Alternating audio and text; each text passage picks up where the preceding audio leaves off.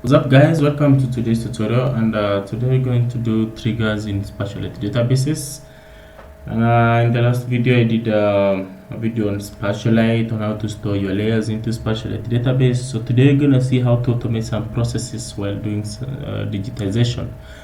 And what I'm going to do is I'm going to create a new SpatiaLite layer. Then you're going to use that layer to probably ensure that we have the trigger, and then we see how we automate the tasks. So I go very quickly. I can come here to new SpatiaLite layer, and then I connect to tutorials.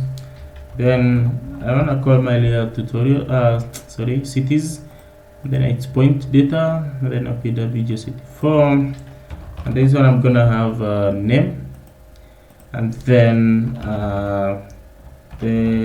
I can call it date_rec, so meaning date recorded. So I'm gonna choose text and then add it there, and then of course I can add my layer. So very well, so the layer comes under tutorials connection. So I'm gonna use this to generate the tutorial that we want. So by testing, I can probably select that, choose that. If I try to digitize, you see that I'm having 2 points with my data. These ones are null. Even if I do a save, these ones are null.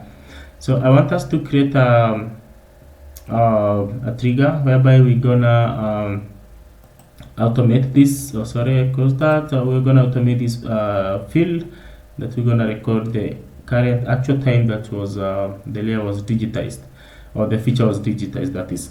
So to do this, what I need to come to DB. So we're gonna use the DB manager. Then from the DB manager, we're gonna have to come to the to use the connection that we have, which is tutorial. And then up here we have one important functionality, which is the SQL window. So this is the window that we're gonna use to write the trigger. So ideally what we'll say, we'll write create trigger, then we're gonna give the trigger a name, which probably may be insert date, and then after insert, so we can actually insert it into so this is we need to provide the name of the layer, which is cities, the name of the table actually. And then so this is the one in which we create the trigger. So we're gonna add some more some few lines on which to then have the trigger to work. So we're gonna begin, and then of course we tell the trigger to actually update the date rec when it's actually updated. So so we can follow update, and then so we update the cities, and then we set a column which is date_rec, so small letters, so rec. Then we set this to date time, and then of course we're gonna have that. So what we're actually doing is we are updating this schema of this table into in our SpatiaLite database. So we set this field into date time now, so this will pick the current time. And then how we gonna know that it's a new field, it's a new row? So we're gonna probably read the IDs of the rows. So if the row ID, if the row ID is equals to new dot row ID. So every time we have so we'll of course get an update. So whenever we have a new row ID, so the field date rec will be updated to now. So we're gonna we are using date time, so we're gonna record the date and the time, and then we can end.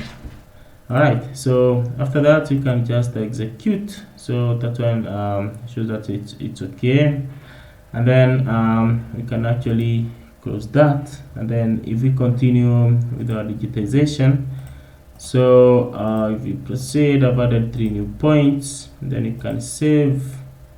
So if we check into our attribute table, bingo, so we should see the date record being updated. So we have the date for today, and then we have the time.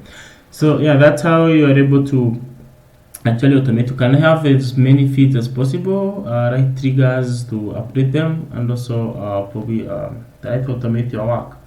So this is a very it seems quite basic, but it's very helpful when carrying out huge digitization tasks. So yeah, that's it. So you can actually try writing complex triggers that will help you in your dataset and in your work. So yeah, so I hope if you have questions, you can leave a comment below, and also check the other video for SpatiaLite database to actually familiarize yourself with the database in QGIS. So cheers guys, and happy hacking. So cheers.